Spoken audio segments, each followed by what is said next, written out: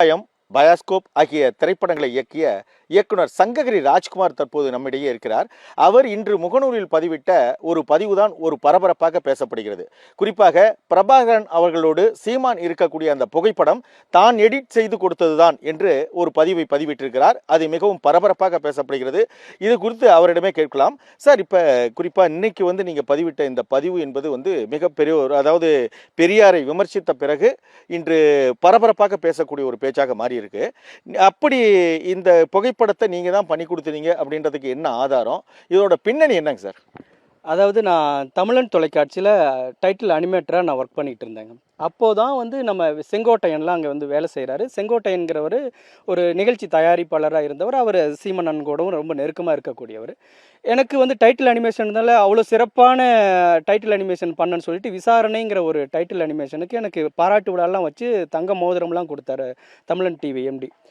அந்த காலகட்டத்தில் எனக்கு நான் அதை முடிச்சுட்டு திரும்ப மக்கள் தொலைக்காட்சியில் வெங்காயம்ங்கிறத வாரம் ஒரு எபிசோடாக பண்ணுறதுக்காக மக்கள் தொலைக்காட்சிக்கு வந்துட்டேன்.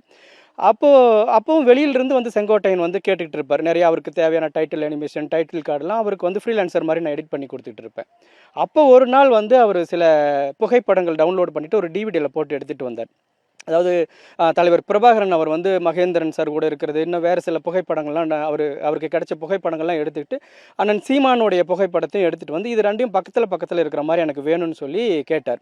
அப்போ நான் எதுக்குன்னு கேட்டப்போ, நாங்கள் அவருக்கு சர்ப்ரைஸாக அவருக்கு கிஃப்ட் கொடுக்குறதுக்காக வேணும், நீங்கள் எடிட் பண்ணி கொடுத்தா அவர் வீட்டில் ஃப்ரேம் போட்டு வச்சுப்பார் அப்படின்னு சொல்லி என்கிட்ட கேட்டார். அப்போது எனக்கு ரொம்ப ஆசை என்னென்னா, எனக்கு சீமானன்னு அதுக்கு முன்னாடி தெரியும். இந்த மாதிரியான ஒர்க் பண்ணும்போது அப்போல்லாம் ஃபோட்டோஸ் 7 அந்த மாதிரி தான் இருந்துச்சு. அப்போ ஒரு நேச்சுராக ஒரு லைவாக ஒரு விஷயத்த பண்ணுறோம் அப்படிங்கும்போது ரொம்ப இன்ட்ரெஸ்ட்டாக ஆகிடுச்சு. என்னால் முடிஞ்ச அளவுக்கு அதை நான் எடிட் பண்ணி கொடுத்துருந்தேன். ஆனால் இப்போ அதெல்லாம் பார்க்கும்போது எனக்கு நிறைய குறைபாடுகள் தெரியும். அவரோட தலைக்கும் பின்னாடி ஷேடோ வச்சுருப்போம். அண்ணனோட கைக்கு பின்னாடி அந்த ஷேடோ வைக்காமல் விட்டுருப்போம். அந்த ஷேடோ அதே இப்போ ஒருத்தருக்கு ஷேடோ விழுதுன்னா தலைக்கு பின்னாடி இருக்கும், இன்னொருத்தவங்க பின்னாடி இருக்கும்ல. தலைவரோட படத்துக்கு பின்னாடி அந்த ஷேடோலாம் வச்சுருக்க மாட்டோம். அது அந்தளவுக்கு டீட்டெயிலாக பண்ணணும் அப்படின்லாம் நினச்சி பண்ணலை. ஒரு ஃப்ரேம் போட்டு மாற்றுறதுக்காக அண்ணன் கேட்குறாரு அப்படின்னு சொல்லிட்டு செங்கோட்டையனுக்காக பண்ணி கொடுத்த அந்த புகைப்படம், நான் எடிட் பண்ணி கொடுத்த புகைப்படம். அது பிற்காலத்தில் அவர் நேரில் சந்தித்ததா வேறு தகவல்களோட உலா வரும்போது நான் அவர்கிட்ட ஒரு பாட்டி வெங்காயம் படம் ரிலீஸ் ஆனப்போ அவரை சந்திச்சப்போ கேட்டேன், என்னன்னா நீங்கள் வீட்டில் ஃப்ரேம் போட்டு மாட்டுறதுக்குன்னு சொன்ன படம் இன்றைக்கி வேறு மாதிரியான தகவலோட போயிட்டுருக்கு அப்படின்ட்டு.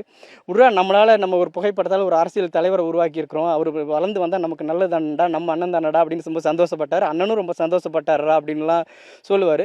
அப்போதைக்கு எனக்கு நம்ம கொடுத்த புகைப்படம் ஒரு நல்ல விஷயத்துக்கு பயன்படுது அப்படின்னு நினச்சிட்டு நான் ரொம்ப சந்தோஷமாக தான் நினச்சிக்கிட்டு இருந்தேன். அது நடுவில் சிலர் குளத்துருணியா, விடுதலை ராஜேந்திரன் இவர்கள்லாம் யாரோ திரைத்துறையில் கொடுத்து எடிட் பண்ண புகைப்படம் அப்படிங்கிற தகவலும் வெளியில் வர ஆரம்பிச்சுது அந்த சமயத்துலேயே.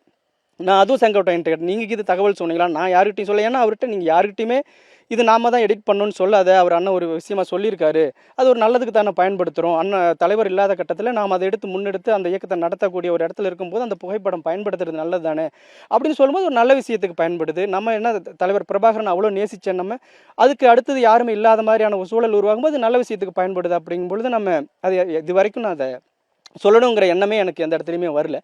இப்படி தகவல் வெளியில் வரும்போது நீங்கள் சொல்லிட்டீங்களான்னு நான் அவர் செங்கோட்டையனை கேட்பேன். இல்லைடா, அவங்களா யூகத்தில் சொல்கிறாங்க, நம்ம அதை பற்றி ஒன்றும் கண்டுக்காமல் விட்டுட்டாலே அது கொஞ்ச நாளில் மறந்துடுவாங்க அப்படின்னு சொல்லிடுவாங்க. நாங்களும் அப்படியே விட்டுட்டோம். அது நானாக சொல்கிற வரைக்கும் யாருமே அதை அது எடிட் பண்ணப்பட்ட புகைப்படம்னு யாருமே நினைக்கல. இல்லை, இப்போ குறிப்பாக சொல்லணும்னா சீமான் இப்போ முக்கியமாக ஒரு தன்னை முன்னிலைப்படுத்திக்கிறதுக்கு முக்கியமாக பிரபாகரன் அவர்களை தான் ஒரு இதுலேயும் சொல்லிட்டு வராரு.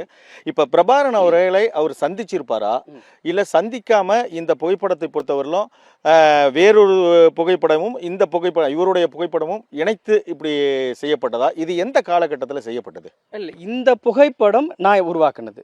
இப்போ அவர் சந்திச்சதா பக்கத்தில் நிற்கக்கூடிய புகைப்படங்கள் இருக்கு இல்லைங்களா, அது நான் உருவாக்குனது. அந்த புகைப்படம் எடுக்காமல் அதை தவிர அவரை சந்திச்சதா வேறு எந்த புகைப்படமும் இணையத்தில் கிடைக்கல, இல்லை அவரும் வெளியிடலை.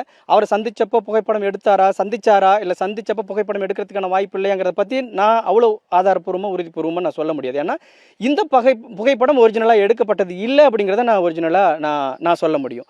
அது நான் எடிட் பண்ண அப்படிங்கிறதன் பேரில் நான் எடிட் பண்ணி கொடுத்த புகைப்படம் அப்படிங்கிறத நான் உறுதியாக சொல்கிறேன். எனக்கு என்ன ஒரு இதுனா, பிரபாகரன் அவர்கள அண்ணன் சீமான் வந்து அடிக்கடி சொல்றாரு. பிரபாகரன் அவர்கள பேரையே உச்சரிக்கிறதுக்கே இங்க வந்து பயந்துகிட்டு இருந்த சூழல்ல நான் வந்த பிறகு தான் இங்க பேரை உச்சரிக்கக்கூடிய சூழல் உருவாச்சு அப்படின்லாம் சொல்றாரு. எனக்கு அந்த புகைப்படத்தை எடிட் பண்ணி குடுத்தோம் அப்படிங்கிறவங்களோட அடிப்படையில எனக்கு ஒரு நெறைய நேரம் நான் மனசு கஷ்டப்பட்டுருக்கேன். ஏன்னா, அவரு நெறைய சொல்ற கதைகள் உண்மைக்கு முரணானதா இருக்கும். இந்த புகைப்படத்த அடிப்படையா வச்சுட்டு அவர் சொல்ற கதைகள் நெறைய உண்மைக்கு முரணானதா இருக்கும்.